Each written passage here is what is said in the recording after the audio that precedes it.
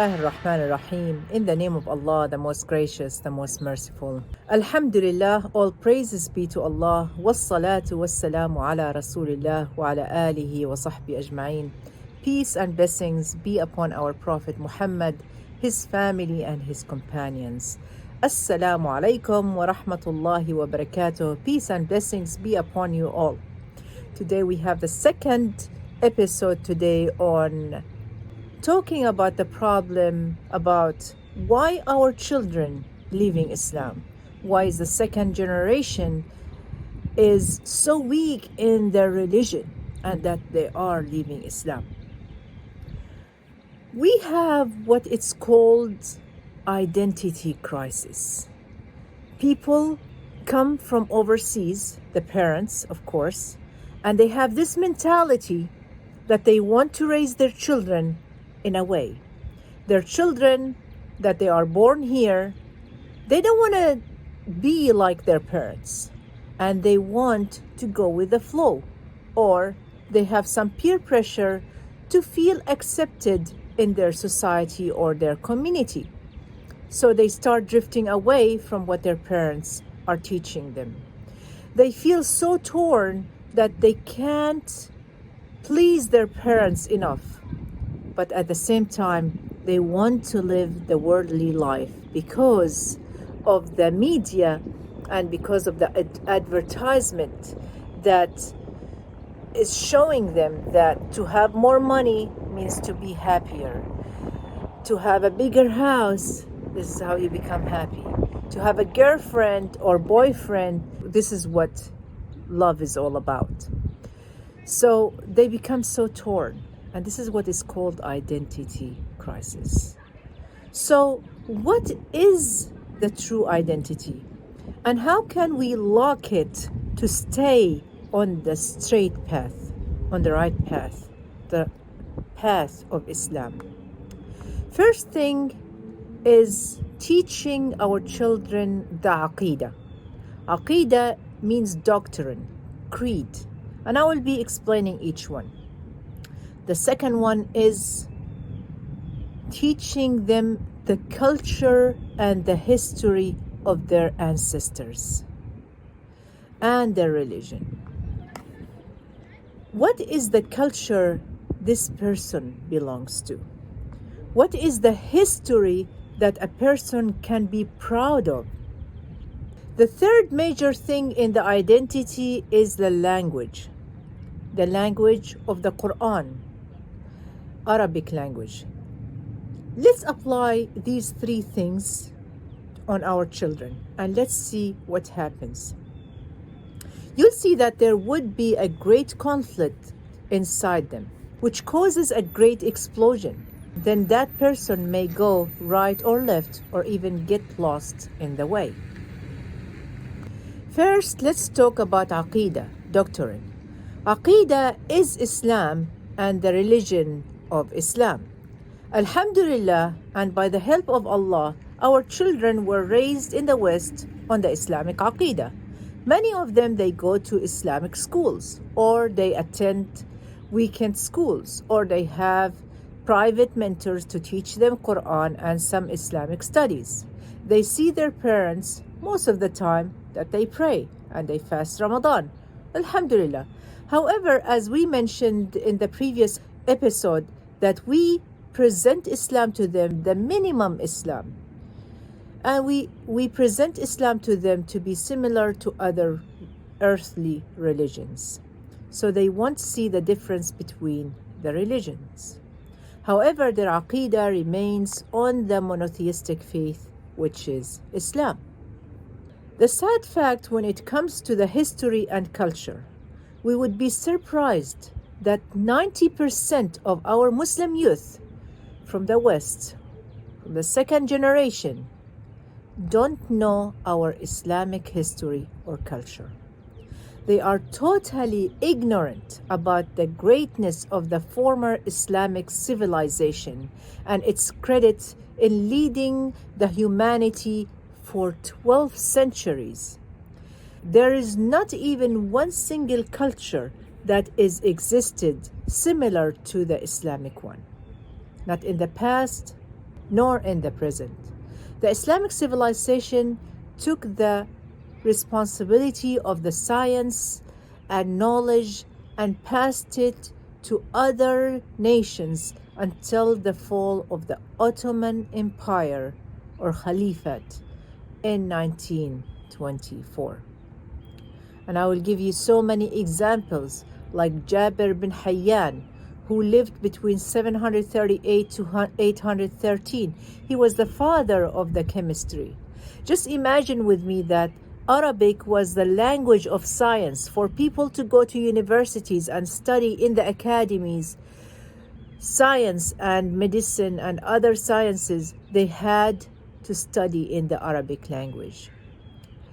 Jabir bin Hayyan is the one who invented the word chemia, where we say in Latin alchemy. It came actually from the Arabic language. Algorithm, al-Khwarizmi, he invented algebra, calculus. Ibn Sina, who was a practitioner for medicine, he authored the book of medicine that it was taught in the universities for at least 500 years, and the canon law of medicine.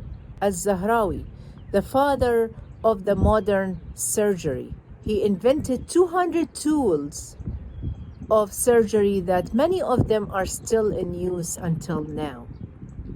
Now let's look at our days. We find that our children are raised on the history of the Roman Empire and the Western culture, especially at the mid-dark ages or after that. So they will start having loyalty and patriotism towards that history. This Western culture history, in fact, is not their ancestors' history because they learn it in school. When you ask any of the Muslim children from the second generation in the West, where are you from? They would say, I am from the US, or I am from Florida or Pennsylvania, although their parents may be from Pakistan, Egypt, Syria, Jordan, etc. The loyalty to their parents' home or culture was not raised in them, and they didn't know anything about the history of their religion. The culture that is rooted in them is the Western culture and history, which is paganism, because as I said before, they learn the Roman and the American history and all other cultures but the Islamic culture. Even the Islamic history that they study is the history from the Westerners' point of view. Therefore, you see, our children are empathizing and standing with our enemies of the Islam, although their ancestors may be the ones they stood against the enemies of Islam and they defended their lands. Third, the language.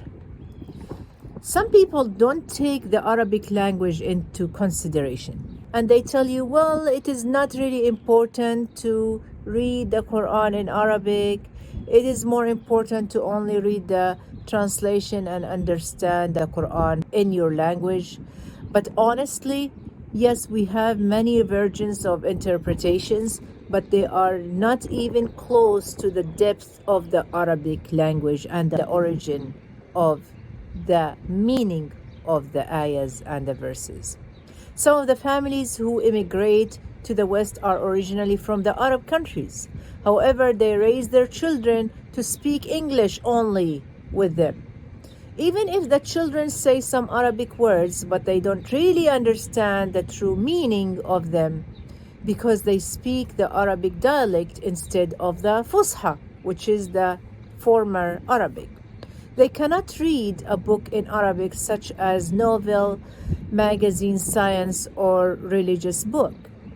Even if they read the Quran, they would just say the letters but don't understand any word of it. So they wouldn't know the difference between إِنَّ الَّذِينَ آمَنُوا or إِنَّ الَّذِينَ كَفَرُوا, the ones who have believed or the ones who have disbelieved. We say in Arabic that اللغة هي وعاء الثقافة ووعاء الحضارة. The language is the container of the culture. And what I mean by that is, if I would read any book in Arabic, I would read some books for Najib Mahfouz, for example, Taha Hussein or Al-Aqad. And if I would read any English book, then they would be for authors such as J.K. Rowling, the author of Harry Potter, or Michael Nagler, or any of them. Most of these authors are atheists and seculars, and they are not religious at all. These novels and books build the identity in the heart of our children, therefore the culture.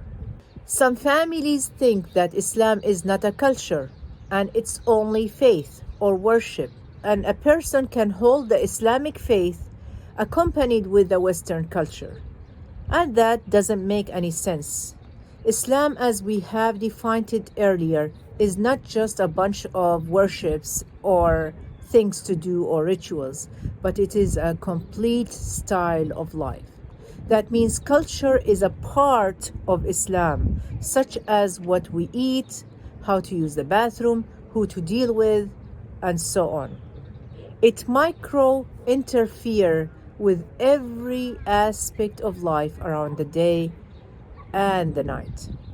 When our children grow on the Islamic faith, despite the fact that it's weak, but the history that they learned and the culture they live in are Westerner, in addition to the foreign language.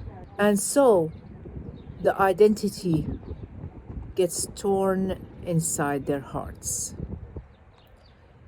A moment will come and that person will explode. Some youth will follow what they see or touch that is stronger. So the 1/3, which is the Aqidah doctrine, will be lost to the other 2/3, which are the culture, history, and language. Some youth may not lose their religion completely, but they become very loose and go with the flow.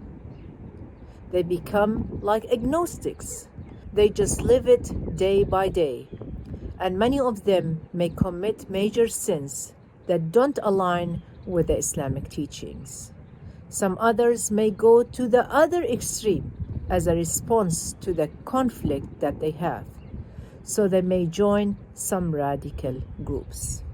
Next time, we'll be talking about the solutions to these problems. Jazakumullah khair. May Allah reward you with goodness. If I say something right, then it is from Allah. And if I say something wrong, then it is from my nafs, from myself, and from shaitan. I ask Allah subhanahu wa ta'ala for forgiveness. Wassalamu alaikum wa rahmatullahi wa barakatuh. Peace and blessings be upon you all.